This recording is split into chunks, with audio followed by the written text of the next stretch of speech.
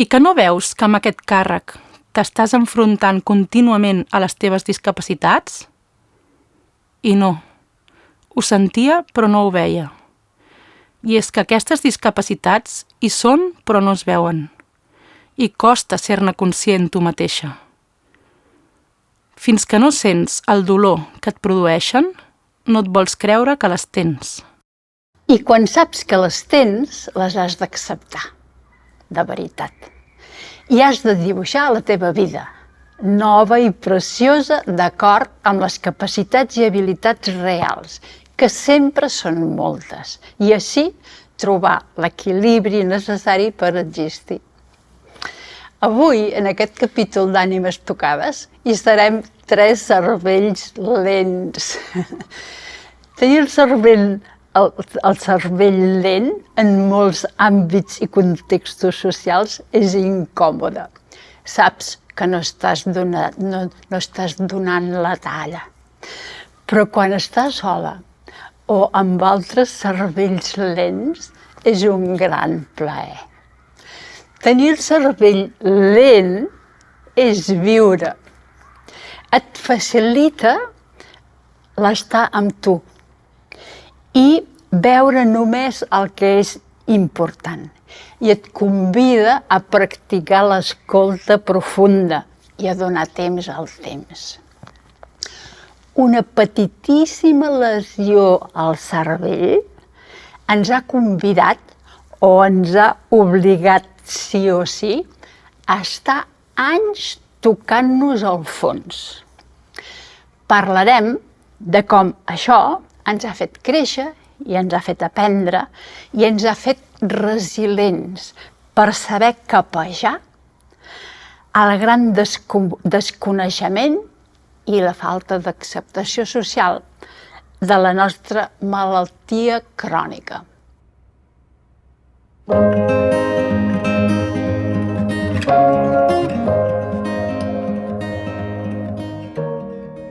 Em dic Carla, tinc 25 anys i he nascut a Barcelona i actualment visc a Barcelona. Visc amb els meus pares. Treballo de monitora en una escola de Sant Cugat. He triat una escola perquè jo actualment estic estudiant la carrera d'Educació Infantil i al treballar com a monitora crec que és un lloc on me'l sento molt còmoda i molt del meu dia a dia. Jo pateixo epilèpsia des dels 3 anys i actualment convisc amb ella de manera controlada, sense medicació.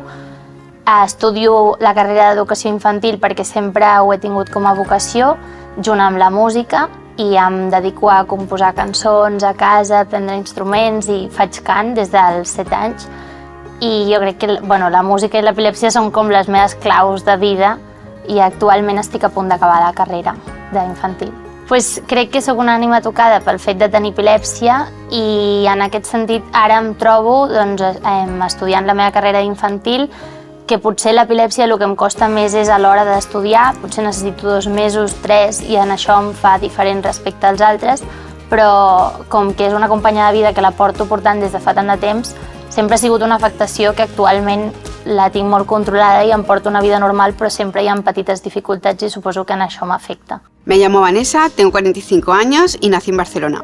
Vivo en Viladecans, vivo sola y trabajo en un colegio. He cogido este sitio para grabar el podcast porque trabajo en un colegio y es un sitio donde siempre me gusta estar. Mi vida es un poco estresada porque llevo una rutina bastante movida, pero lo llevo bien. Nací en Barcelona y mi infancia la mayoría la he pasado en Almería porque mis padres son de allí. Tengo una hermana mayor que ahora tiene 50 años y tengo recuerdos muy bonitos en Almería porque mis padres vivían allí, entonces los veranos pues íbamos allí a estar con los abuelos, los primos y luego los estudios bastante bien, la verdad. Estudié empresariales y luego estuve trabajando en una empresa que era de contabilidad y estuve allí de contable.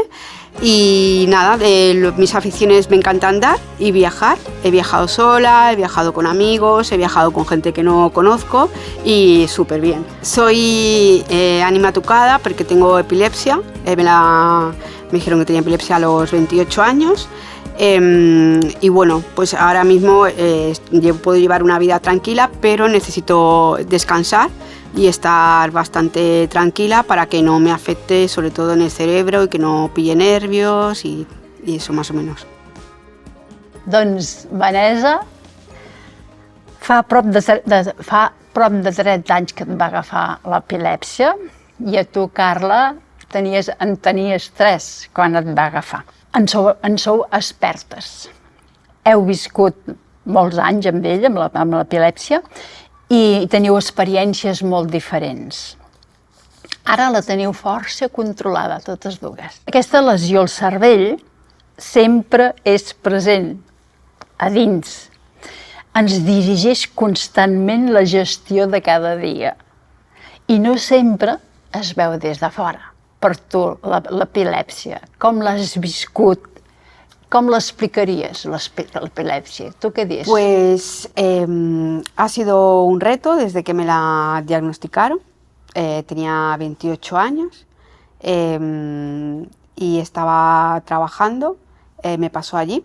Entonces, desde que me lo diagnosticaron, ha sido como una pequeña lucha para poderme encontrar bien, porque yo lo que quería siempre era como encontrarme bien para poder continuar, y se me hacía muy difícil poder continuar en todas mis labores, como era el trabajo, el día a día.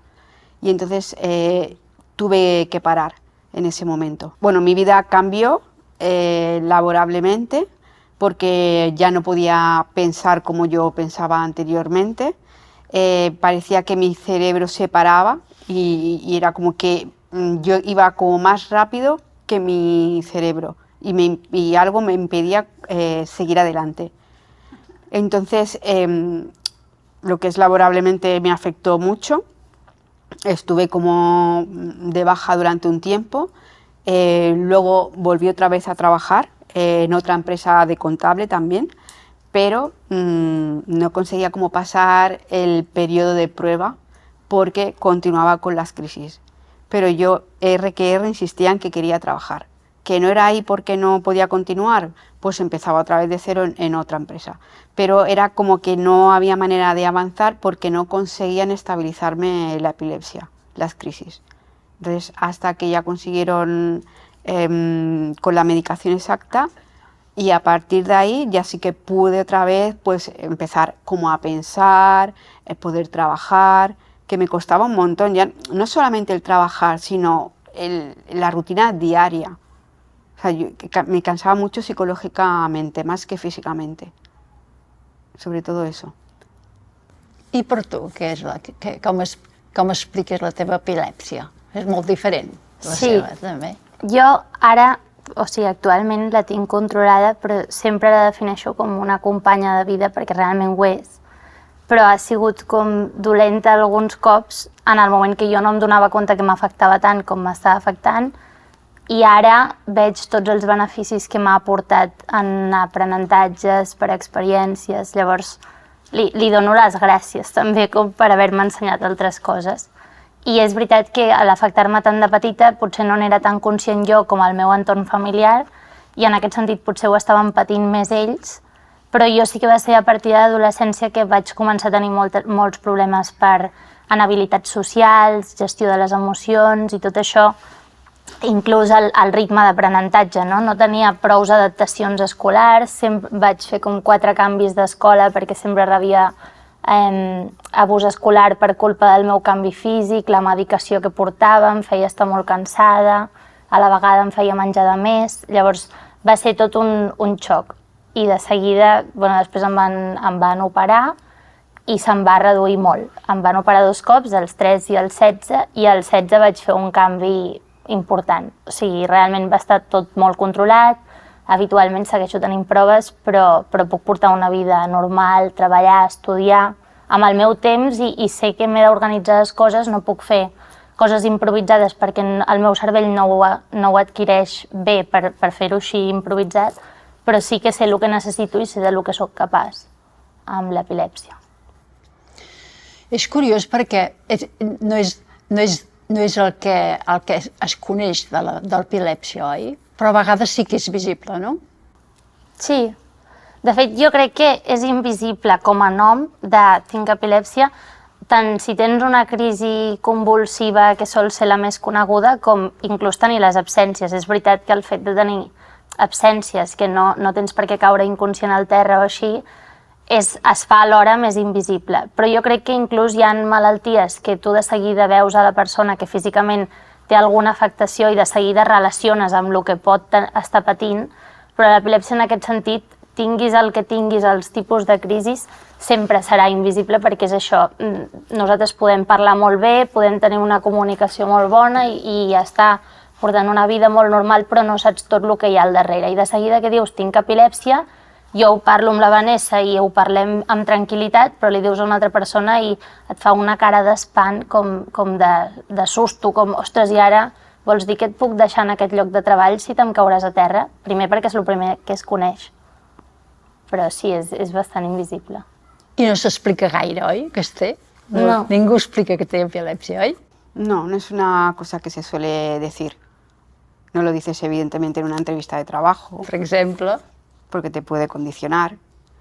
Yo no lo dije tampoco cuando entré el primer día de cole. Toc, toc, tengo epilepsia, no se suele decir. Ya cuando coges confianza, pues lo dices más que nada para saber cómo ha de actuar la otra persona.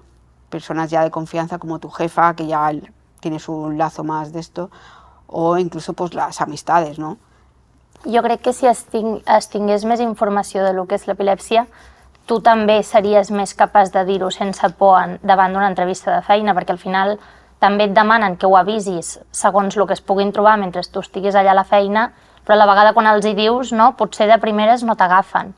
Jo crec que la cosa és que si tothom tingués la mínima informació per saber que l'epilèpsia no tothom té la mateixa situació i el propi entrevistador et pogués dir vale, però què em puc trobar amb tu, no? O sigui, tens epilèpsia i habitualment et mediques o tens epilèpsia i et puc donar aquesta feina? Si existissin més preguntes darrere de quan tu dius tinc epilèpsia, veurien que hi ha persones perfectament capaces de portar la feina a la que se'ls està donant.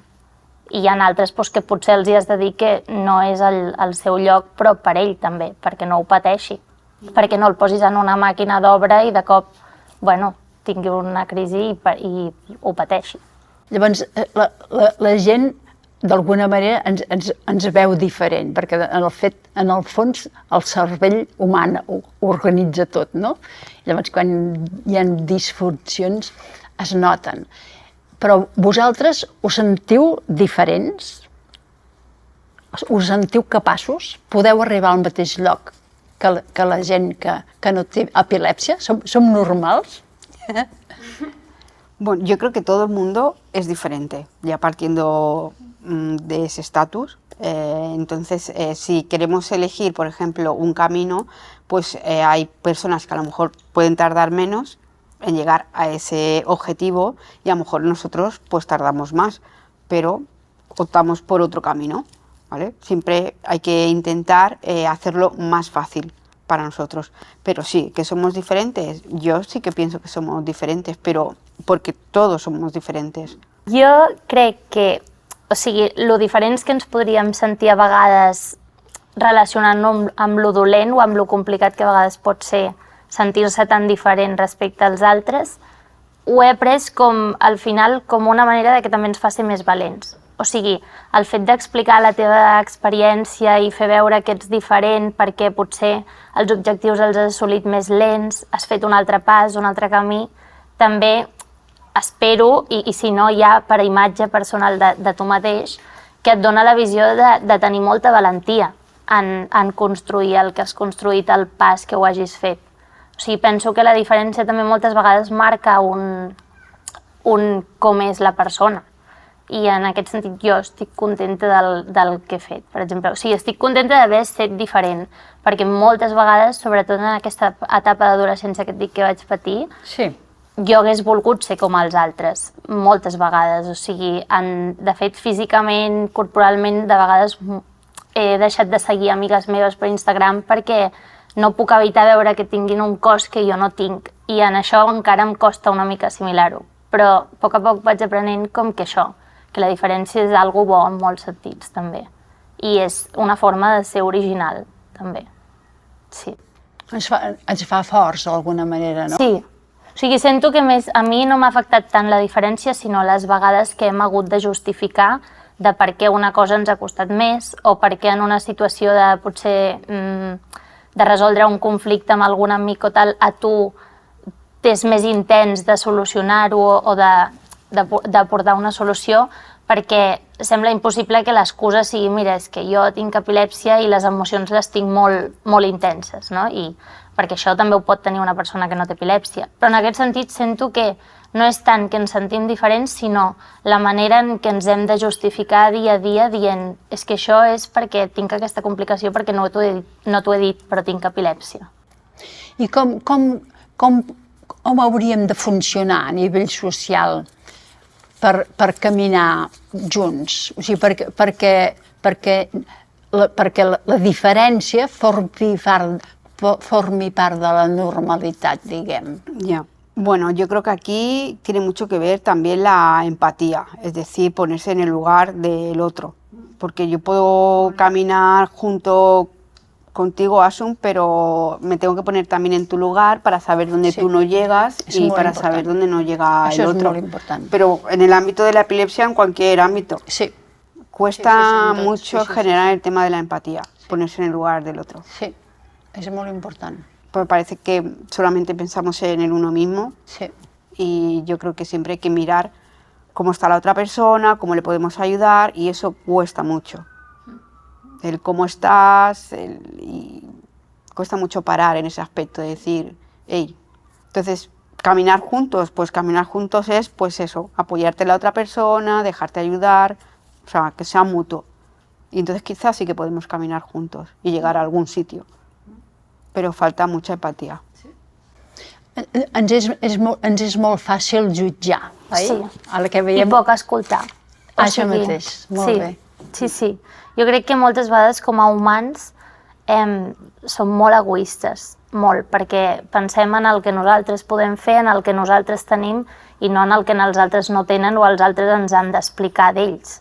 I això per mi és un fort en la meva trajectòria de vida perquè he après a escoltar moltíssim i de la mateixa manera que hi havia un moment que volia ser com els altres, ara m'agrada trobar connexions amb persones que sé que per molt que tinguin una vida completament diferent poden tenir alguna cosa en comú amb mi, sigui el gust per la música, per exemple, o coses que compartim que ja no m'és igual els defectes que tingui, les coses que li hagin costat en el passat, és com què compartim i què podem fer junts, no? Penso aquestes dues coses, penso que són importants i penso que els canvis són molt lents. O sigui que si jo dic, jo a partir d'ara acceptaré a tothom, jo no podré, perquè els canvis, sobretot cerebrals, són molt lents. Però si no ens ho proposem, no podem canviar. I llavors jo parlo molt amb el meu cervell. I llavors si jo li dic, jo vull ser capaç d'escoltar i d'acceptar i tot això, si li vas dient al cervell, al final ho sap fer. Però si no li diem no en sap, perquè no ho sap que ho ha de canviar. O sigui que ens hem de... És com anar al gimnàs, que cada dia ens hem de reeducar. Tu tens una frase. Yo tengo una frase. Cuando creas que no puedes, pues empuja, que seguro que tiras, però hay que empujar. I l'altra cosa és que penso que tenir el cervell tan sensible és com tenir una escola dintre del cos i que hem d'estar sempre escoltant-nos i cuidant-nos. Heu de cuidar molt el vostre cos? Sí. Com?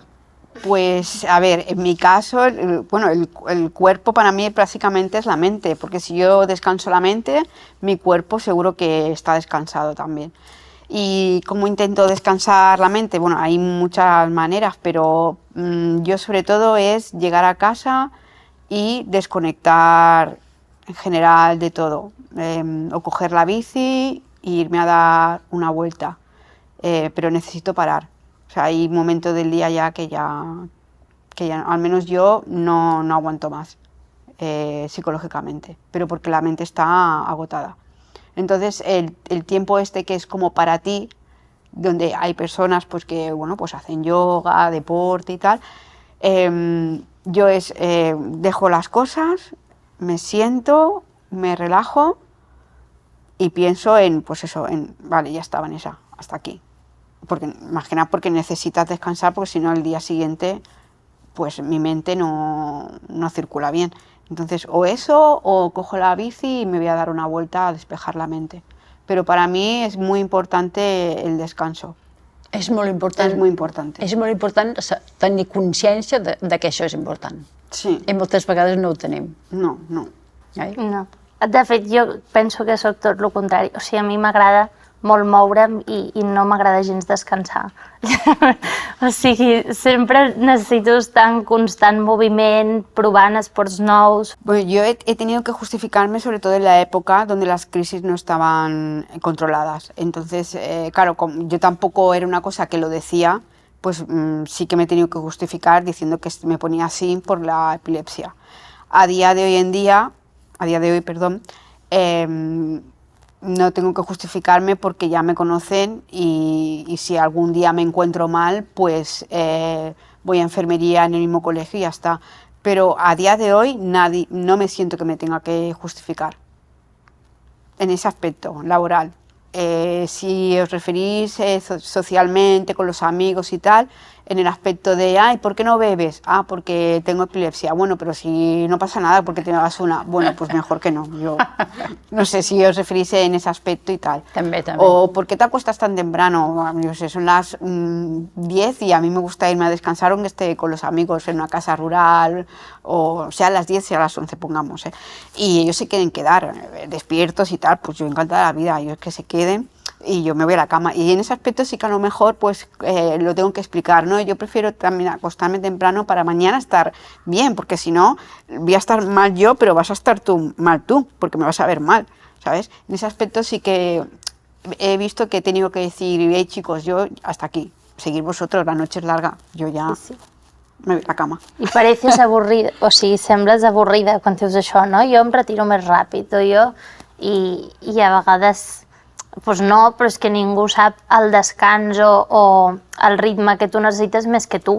Vull dir, a vegades és igual que ho justifiquis les vegades que faci falta, però al final penses, mira, jo sé el que necessito i és que em sap greu si us semblo una amargada o una avorrida per no seguir-vos el ritme, però al final... això, prefereixo tornar a casa perquè jo sé com estaré el dia després i m'hagis d'aguantar tu o no, jo no rendiré. I llavors aquí decideixo jo. Sí. En ese aspecto ya es justificarte, ¿no? Sí, Te están pidiendo, entre comillas, una explicación. Amb els amics de Mare de Somnis de l'associació no hem pogut sortir mai de festa perquè hi ha molts que tenen epilèpsia per fotosensibilitat i en canvi hem fet altres tipus de festes que ens ho hem passat igual de bé, però a casa, amb les nostres begudes, zero alcohol, i això no significa que hagi de ser com menys divertit. Que això vol dir que és aprendre a viure amb l'epilèpsia. I això ho hauríem d'aprendre tots. Tots hem de saber viure amb el que vivim, no? Perquè tothom viu amb alguna cosa. No? Sí. I parlem de Mar de Somnis. Mar de Somnis, o sigui, hi ha dues associacions d'epilèpsia a Barcelona. Una és ACME, que és de gent gran, i Mar de Somnis, que és de famílies i de gent jove amb epilèpsia. Vosaltres dues us vau conèixer a Mar de Somnis? Sí. Què és Mar de Somnis per vosaltres? Per mi ha sigut un espai en el que he trobat molta gent com jo, tothom amb epilèpsia, però al final en situacions molt diferents, i gràcies a això també actualment tinc els amics que vaig conèixer allà, que són els meus millors amics, amb els que portem 8 anys junts, perquè al final Mar de Somnis es va fundar el 2012-2013, no? I allà vaig començar jo allà, i d'allà als inicis, sobretot els més veterans que som, ens hem fet molt amics i molta colla, i amb l'actualment potser tenim tots l'epilèpsia molt controlada, però ens entenem moltíssim i sabem la vida que portem cadascú i ens estimem molt. I també allà vaig conèixer la Vanessa, que ella estaba fent de voluntari. Sí, yo de hecho, bueno, me muevo bastante en el mundo del voluntariado, siempre me ha gustado. Y cuando acabé uno así reciente, pues busqué alguno, a ver si hay algo relacionado con lo que a mí me pasa. Y justo pues encontré información en internet y me presenté. Y nada, en 2 o 3 días ya empecé a irme con ellos pues un fin de semana, a hacer algunas actividades. Y nada, muy bien. Allí conocí también gente como yo adulta, que también tenía epilepsia, y nos vino muy bien el saber del uno del otro, cómo llevaba la vida, y también el aspecto de la niñez, porque como yo no lo he tenido desde pequeña, pues también he podido ver cómo ellos lo han ido pasando. Sobre todo en el colegio, porque ellos nos explicaban muchas vivencias que tenían y la verdad es que yo me he intentado como imaginar cómo hubiera sido mi vida teniéndola desde pequeña y me hubiera pasado yo creo que mal. Entonces el ver cómo ellos lo van superando los retos, que han ido creciendo, yo Carla creo que la conocí con 16, 15, 16 años y ahora pues tiene 26, pues es, no sé, es como... Sóc un dinosaurio. Claro, es que la he visto crecer y como ella se ha ido superando día a día, la verdad. I ara vosaltres ja esteu d'adultes, diguem, no? Dintre de l'associació. De fet, ara les dues fem de voluntàries, igualment. Sí, estem sobre les activitats i així. Jo sempre ho dic, ella podria haver vist com un grup de persones amb tot de cervells lents, no? I es podria haver desesperat perquè cadascú era un cas, coses que ens costen per culpa de l'epilèpsia, però això, que un porta més malament la ubicació que l'altre, la gestió de les emocions, però al final veus que les colònies a Mar de Somnis, per exemple, a l'estiu, són superdivertides i t'omplen molt durant una setmana, intenses, però jo sempre dic que ser intens també a vegades és molt bo, perquè les emocions dolentes potser les veus molt malament, però les emocions bones durant una setmana fan molta colla a tots. O sigui, és un espai molt bé per trobar-s'hi si et sents una mica perdut amb epilèpsia com a infant i com a adolescent. És que les associacions van molt bé, jo crec. Sí, perquè falten més. Ets casa. Sí. Tu, quan tens una cosa diferent, vius, però quan vas a l'associació és casa, perquè tu ets això. I això ajuda molt. Sí. Sobretot les associacions no governamentals, perquè crec que com més petita és l'associació, més acollidor és també. I llavors que vosaltres, com a adultes, amb l'experiència, suposo que podeu aportar un valor afegit important, oi? Sí, yo creo que tenemos mucha suerte de haber encontrado Mar de Somnis y ellos, bueno, no sé, o sea, yo creo que para ellos ha sido un cambio. És que podeu entendre el que passa a cada persona que està davant. De hecho, cuando acaban las colonias y llegas a casa es como que te falta algo. Sí. ¿Sabes? Es como... Totalment. Sí? Bueno, això, durant l'any, si no hi haguessin les activitats que hi ha, també tindries ganes de que se'n fessin, perquè vinguin 4 persones o en vinguin 15, o sigui, t'agrada sentir les experiències de tothom, de vegades venen socis nous i per tant també veus famílies que estan tot just començant a acceptar que el fill té epilèpsia, l'altre que ja porta anys havent-ho d'acceptar i sí, és molt acollidor i molt familiar tot. I res, així per anar acabant, tu parles de que esteu contentes de tenir epilèpsia? Diguem. Bueno, no estoy descontenta. No, exacte. Preferiríeu no haver viscut aquesta experiència o el que us ha aportat té un Pues valor yo creo que prou es mejor important? lo malo conocido, porque no sé cómo hubiera sido mi vida sin tener epilepsia, así que a mí no me importa ya continuar mi camino con ella. He aprendido muchas cosas. Sí, jo també. Jo, per exemple, crec que potser si no hagués tingut epilèpsia, no ho sé mai, potser sí, però no sé si hagués tingut l'amor per la música que li tinc ara. Això. perquè de petita vaig estar fent molts extraescolars d'esports i quan ho vaig haver de deixar perquè era massa perillós per les crisis que tenia, va ser quan li vaig dir a ma mare que volia fer alguna cosa de música i vaig començar per coral, després vaig fer teatre musical i actualment soc superautodidacta intentant aprendre instruments a casa, però potser tot això, si no hagués fet aquest canvi, mai m'hagués adonat del que m'agradava la música. O en tema de quines amistats vull buscar, això també m'ha ajudat molt. Sí que ho veig com un benefici. I tu parles d'una oportunitat, ¿no? Sí, una nueva oportunidad. La Parla verdad. sempre. Sí, ha sido como un cambio y ese cambio para mí ha sido una nueva oportunidad, porque no sabía qué iba a pasar a partir de que me diagnosticaron. Por lo tanto era como, bueno, ¿ahora qué? Porque veo que se están cerrando puertas y al final ha sido una nueva oportunidad. Nunca me imaginé trabajar en un colegio, ya para empezar. Entonces, la verdad es que no lo cambio. A día de hoy no lo cambio. ¿Que hubiera sido mejor mi vida sin epilepsia? Pues puede ser, sí. Pero a día de hoy, sabiendo lo que sé, no cambio mi vida ahora mismo. I les ànimes tocades, en general, què penseu que aporten al món? Pues yo creo que cada ánima tocada lo que aporta al mundo es una vida que contar. O sea, cada uno que supongo que padece una enfermedad diferente, cada uno ha vivido una historia diferente.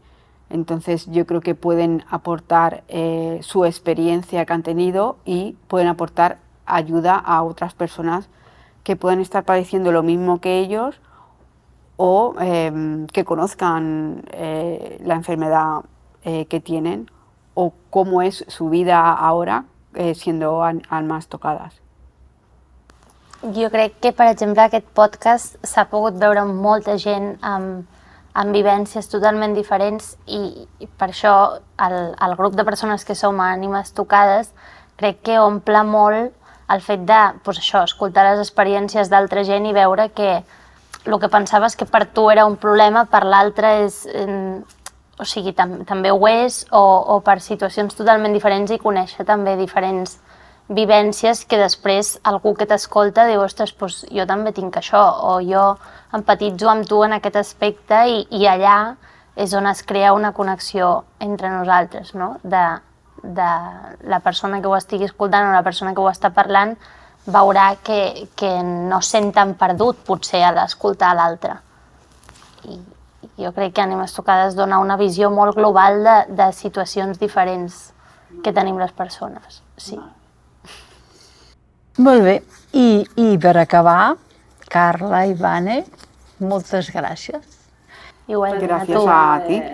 Per haver compartit la vostra saviesa, la que mai no solem compartir amb el món. I si voleu dir alguna cosa abans d'acabar, i si no, ens expliqueu el vostre regal, perquè en aquest moment a cada convidat li demanem que ens expliqui algun llibre, una frase, alguna persona relacionada amb el que hem parlat i que ens ho regali. Pues en mi caso el regalo también ha sido vuestro, porque para mí es un regalo haber participado en este podcast, que nunca había hecho ninguno. Y bueno, no tengo canción, no tengo libro, la verdad, pero sí que, bueno, pues para acabar me gustaría nombrar la asociación Mar de Somnis, que precisamente estoy aquí ahora mismo porque te pusiste en contacto con ellos. Así que ese es mi regalo. Home, potser algun dia escrivim un llibre, tu i jo, no? Cuando jo quieras, ho veig, cuando quieras. Vanessa i Carla Nicolau. Dos vides totalment diferents.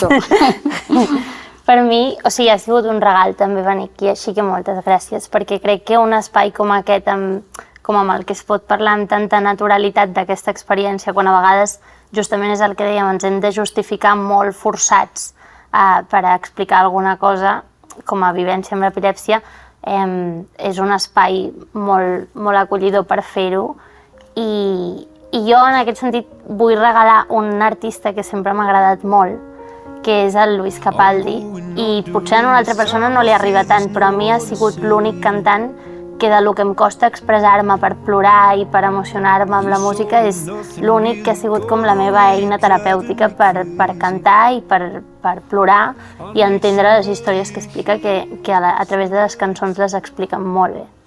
Moltes gràcies. I a vosaltres, moltes gràcies per ser aquí i per haver-nos acompanyat. Fins la propera.